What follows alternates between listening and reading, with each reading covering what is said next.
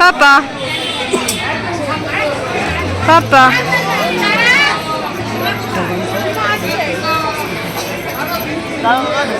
এখন আমরা কোথায় যাচ্ছি বলো তো? এখন কোথায় যাচ্ছি আমরা? মাম্মাম কেন? তো আজকের ব্লগে আমি তোমাদের সাথে শেয়ার করব পৃথিবীর সবচেয়ে বড় মন্দির। হ্যাঁ, আমরা কিন্তু এখন দাঁড়িয়ে রয়েছি পৃথিবীর সবচেয়ে বড় মন্দির। এই দেখো কি বিশাল, জাস্ট দেখে শেষ করতে পারবে না। তো চলো আজকের ব্লগটা শুরু করা যাক। আমাদের হোটেল নিখাদি ভবন থেকে রেডি হয়ে আমরা কিন্তু এখন বেরিয়ে পড়েছি এই মন্দিরের উদ্দেশ্যে। তো মন্দিরে ওঠার রাস্তাটা কিন্তু পেছন দিক দিয়ে ছিল, যেহেতু মন্দিরটা এখনো আন্ডার কনস্ট্রাকশন। রাস্তাটা কিন্তু পুরো এরকম চড়া এবং উঠতে কষ্ট হচ্ছে। এখানে ঢুকে আমরা দেখছি জাস্ট কনস্ট্রাকশন হচ্ছে, মানে এখানে ঢুকে জাস্ট মনে হচ্ছে কমপ্লিট বোকা হয়ে গেলাম, এরকম একটা ব্যাপার।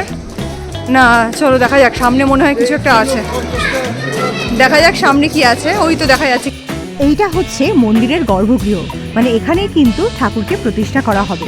আর এক একটা পিলার, তোমরা ভিডিওতে কতটা বুঝতে পারছো জানি না, এক একটা পিলার জাস্ট বিশাল বিশাল, মানে একটা পিলার দেখে অন্যদিকে ফিরতে গেলেই না অনেকটা টাইম লেগে যাবে। এখান থেকে পুরনো মন্দির দেখা যাচ্ছে, এই মন্দিরটাই কিন্তু এখন মেন মন্দির। এই মন্দিরের কনস্ট্রাকশন চলছে এখন, যেটাতে আমরা দাঁড়িয়ে রয়েছি। তো কনস্ট্রাকশন তো চলছে, কনস্ট্রাকশন দেখার জন্য আমরা 50 টাকা টিকিট কেটে ঢুকেছি। এনিওয়ে তো মোটামুটি ভালোই লেগেছে। এখানে কোনটা কি পাথর দিয়ে তৈরি হচ্ছে সেগুলো সম্পর্কে মোটামুটি ডেসক্রিপশন দিচ্ছে ওরা। আমরা এখন এখান থেকে কীভাবে বেরোবো সেটা প্ল্যান করছি। তো চলো এখন আমরা মেন মন্দিরে যাচ্ছি। মেন মন্দিরটা তোমাদের ঘুরিয়ে দেখাবো। যাবে না মোহর, একটু থাকবে। মোহর থাকতে ইচ্ছা করছে। মোহর বলছে এখানে একটু থাকবো, বেরোবো না। এই যে এই সাইডগুলো কিন্তু সব এখনো আন্ডার কনস্ট্রাকশন। এখন এই মন্দিরটায় ঢুকছি। এখানে ঢুকতে গেলে জুতো, ফোন সব সাবমিট করে যেতে হচ্ছে। তাই বাবা দাঁড়াচ্ছে, বলছে আমি যাবো না, তোরা ফোন টোন সব দিয়ে যা। আমরা এখানে জুতো টুতো খুলছি। বাবা জুতো খোলো। এখানে জুতো টুতো খুলে সব সাবমিট করে তারপরে যাচ্ছি। আপাতত ব্লগিং স্থগিত, নেক্সট ব্লগিং আবার এসে হচ্ছে। এখন জুতো খুলছি, জুতো খুলে বাবার দায়িত্ব দিয়ে যাচ্ছে। অনেক দামি জুতো।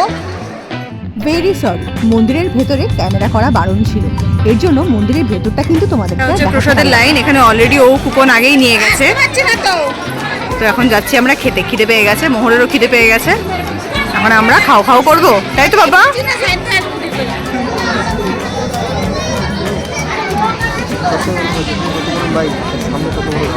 তাই না?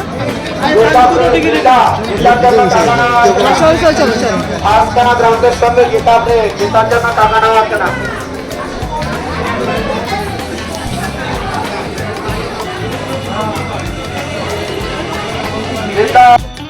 কি বিশাল দেখো এই জায়গাটা। এক একবারে মনে হয় 1-2 হাজার করে লোক এখানে বসে প্রসাদ গ্রহণ করে।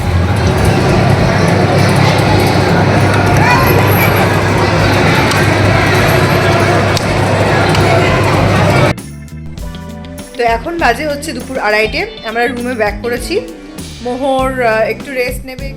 তো বাড়িতে এসে খাওয়া দাওয়া করে রেস্ট নিয়ে এখন আমরা সেকেন্ড টাইম আবার রেডি হয়ে গেছি। আর শাড়ি পরে ঘুরতে পারছি না, প্রচণ্ড কষ্ট হচ্ছে হাঁটতে।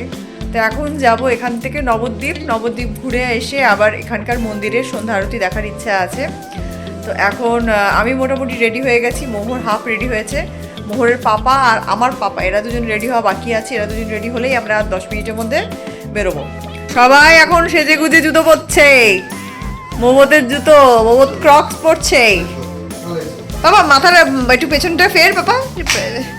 ও বাবা মাথার পেছনে ডাকলিং ডাকলিং একটা। Bye bye bye bye duckling, bye bye. আসছি আসছি, চলো চলো চলো। বাবা পড়েছো, জুতো পড়েছো? চলো। বাবার একটু পামশু পড়তে সমস্যা হচ্ছে। বাইরে ঠান্ডা আছে না? ভালো বাবা, বাইরে ভালো ঠান্ডা আছে কিন্তু, সেটা বুঝে নাও। সেই কোন ছোটবেলায় নবদ্বীপে এসেছি, তারপরে আবার এই নবদ্বীপ যাত্রা। তো চলো এর পরের ব্লগে কিন্তু তোমাদের সাথে শেয়ার করব নবদ্বীপে আমরা কি কি করলাম। তো আজকের ভিডিওটা আমি এখানেই শেষ করছি। অবশ্যই চ্যানেলটাকে সাবস্ক্রাইব করে ভিডিওতে একটা লাইক একটা কমেন্ট করে যেতে একদম ভুলো না। বাদাম দাও।